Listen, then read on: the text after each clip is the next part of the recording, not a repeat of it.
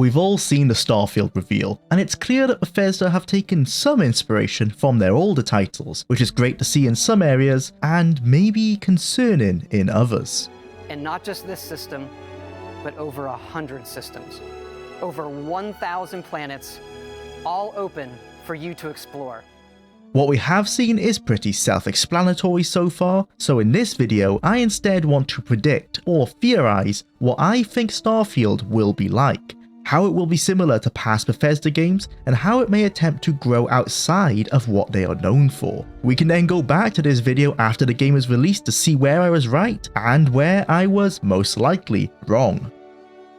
Procedural Generation. This is the big word on everyone's lips. The word is associated with pretty much every space simulator you can find, and it gave the Elder Scrolls II Daggerfall its famously, or should I say infamously, colossal game world. It is all but confirmed by this point that procedural generation will be a cornerstone of Starfield world design. With 100 star systems and over 1,000 planets, the task of hand-making those would be impossible to the standard people expect. If they were to try it, Oblivion's 200 plus handmade dungeons, all put together by a single man with a limited toolset, would come to mind. First thing to consider is just how big are these planets going to be. I highly doubt we'll be able to access every corner of them like in No Man's Sky, and with landing and taking off being a set animation, it seems far more likely that we will be given a large area of each planet which we are free to explore. How big will this playable area be?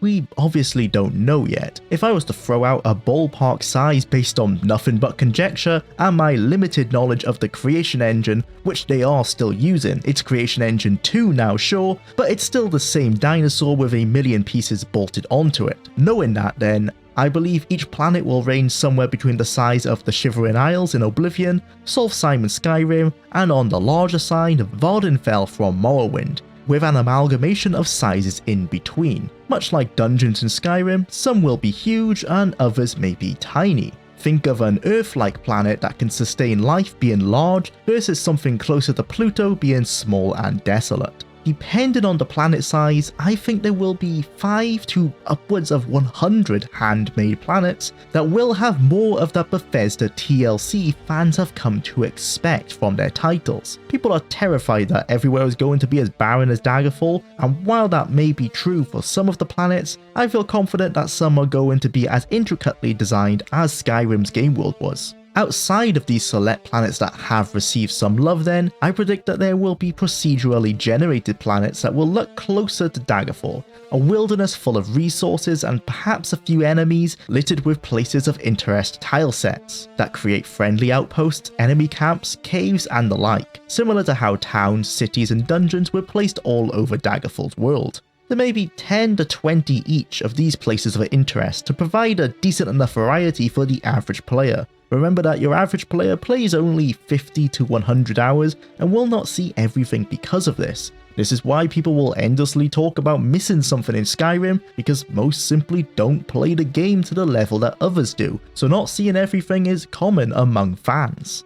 I'm thinking that these friendly outposts will be filled with randomly generated NPCs and will act like towns in Daggerfall, a place to find quests, trade, use the bank and work on base building, housing and spaceship management. From a gameplay standpoint, these procedurally generated planets will exist mainly for loot and Radiant quest purposes, exactly like dungeons in Skyrim, with the loot this time around being the resources you will need for base/shipbuilding and for making money.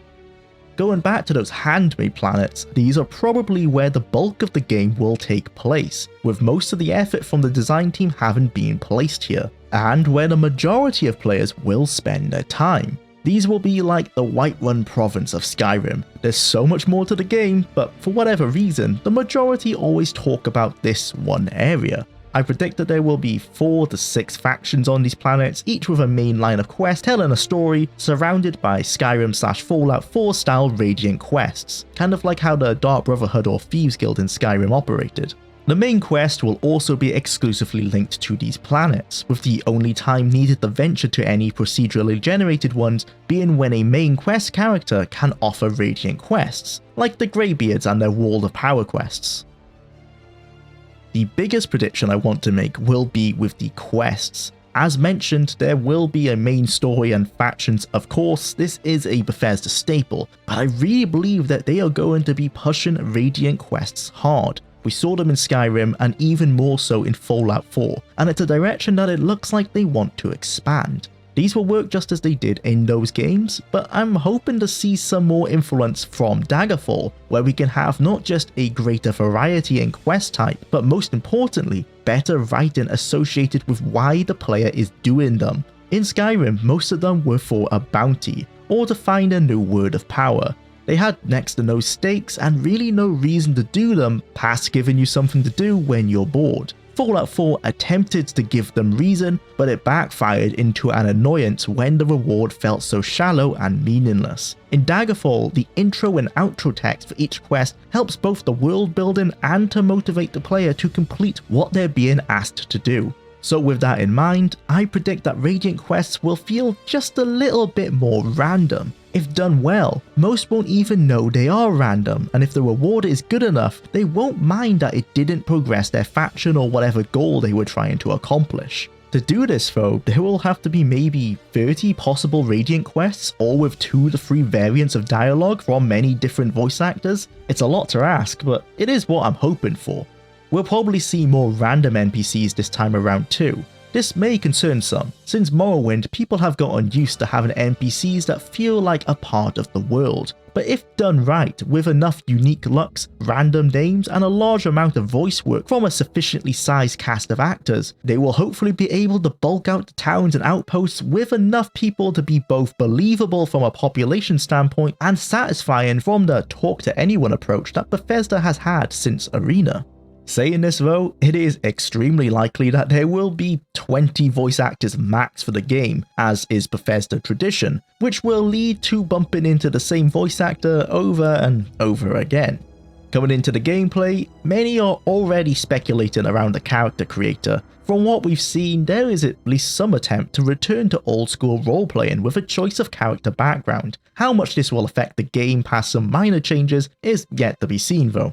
I've also seen some people say that we may have a return of the advantages and disadvantages system, but I'm not holding out much hope. It may just be tied into the background system, like starting with debt that must be paid off or you'll be hunted by the bailiffs. Space flying has already been shown, and it's been confirmed that you won't be able to control your landing and takeoff. I guarantee there will be some type of hyperdrive system to act as fast travel. It's all but a given with Bethesda's modern and old school design choices. I'm feeling that space combat will fill the dragon attack / random encounters part of the game, where we will have both friendly and enemy random encounters out in space. From pirates attacking your ship to a friendly merchant vessel to trade with, or ship in distress that is sending out a signal for aid against some bandits. Encounters like this may be on land too, but I suspect that a large amount of them will take place out in space. The leveling system looks like it will be like Fallout 4, with experience points being gained from player actions building towards a level up, where you can then pick perks. It would be interesting to see the advantages system tied in here maybe. Perhaps a perk can greatly benefit in one area, with a consequence that it harms your stats in some other way, for example. Bethesda has confirmed that the protagonist will be silent, and I think this will lead to dialogue options as limited as they were in Skyrim, especially with the advertised scale of the game. We likely will never go back to a system as large as Morrowind or even Oblivion, but I am happy to see the silent protagonist return. It helps with immersion in my opinion. With companions, these seem like they will link to the crew of your space vessel. The good ones, meaning the ones that actually have a personality, will be handwritten and you'll probably come across them during quests and the story, but I expect to have some generic ones to pad out your crew as well, like randomly generated mercenaries you can hire from a tavern or a spaceport.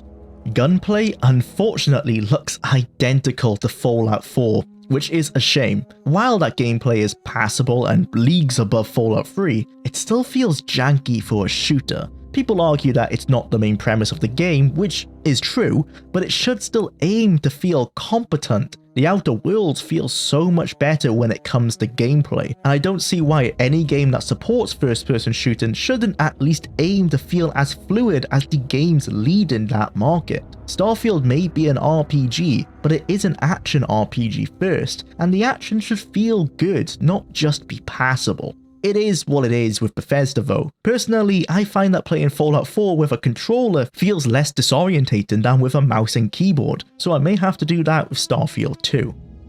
My thoughts so far. Starfield is the game that Todd has wanted to make ever since the 10th Planet was cancelled back in the 90s, and you can hear his passion for this game when he presented it. We may even have some remnants of that forgotten project resurrected here. I'm unsure what to think from what we've seen, and all my predictions will likely be wrong. I hope not though, because some of them sound exciting. I'll say that for now, I remain naively optimistic. Even with all its flaws, I still enjoyed my first playthrough of Fallout 4, and if Starfield can at least match that, I'll be happy. Of course, I do still want it to give endless playability as many of their classic titles can.